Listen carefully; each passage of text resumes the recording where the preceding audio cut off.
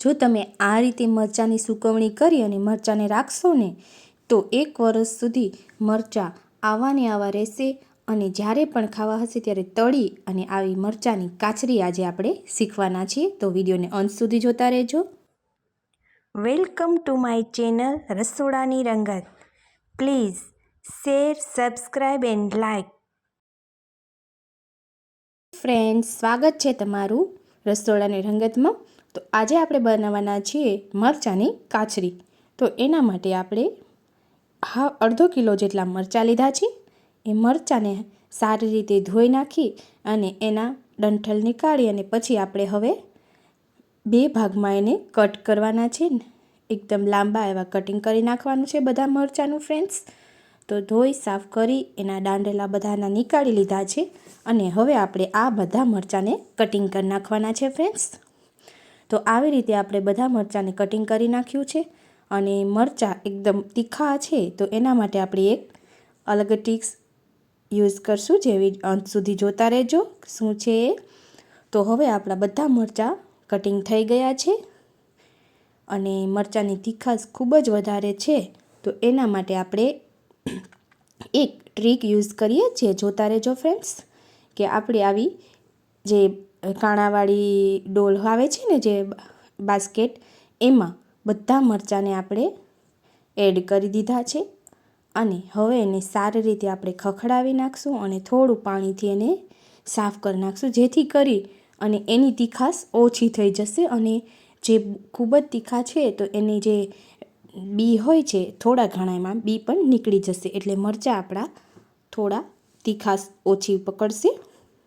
અને જો તમે ખૂબ તીખાશવાળું ખાવાનું પસંદ કરતા હોય તો તમે આવી રીતે તીખાશવાળા પણ રહેવા છે. જોઈ શકો છો ફ્રેન્ડ્સ, બધા બી નીકળી ગયા છે અને આવી રીતે આપણે મરચાંને ધોઈ અને સાફ કરી લીધા છે જેથી એની તીખાશ ઓછી થઈ જાય.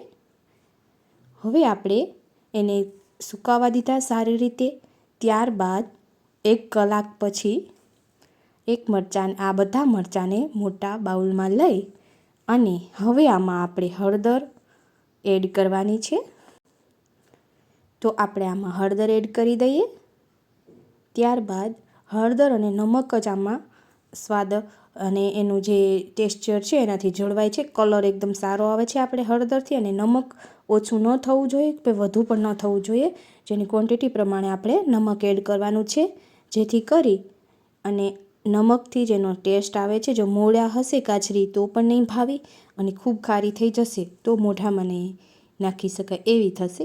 જેથી કરી અને આ ક્વોન્ટિટી જાળવી રાખવાની છે આપણે નમકની.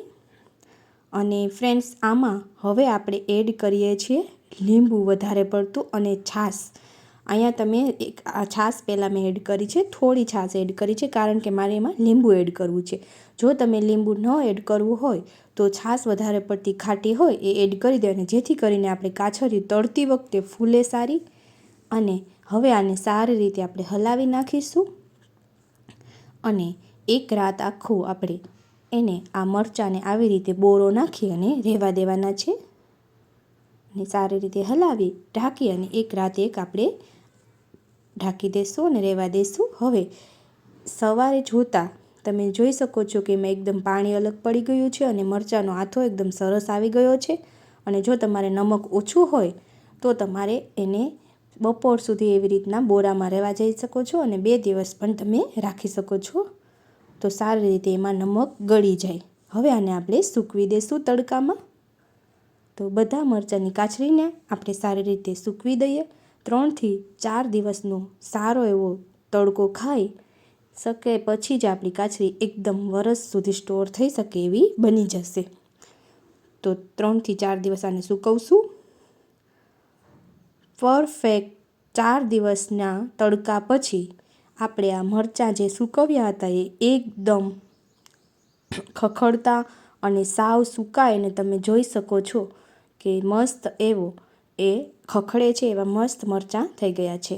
તો હવે આ સૂકવેલી મરચાંની કાચરીને આપણે તેલમાં તળી લેશું ફ્રેન્ડ્સ.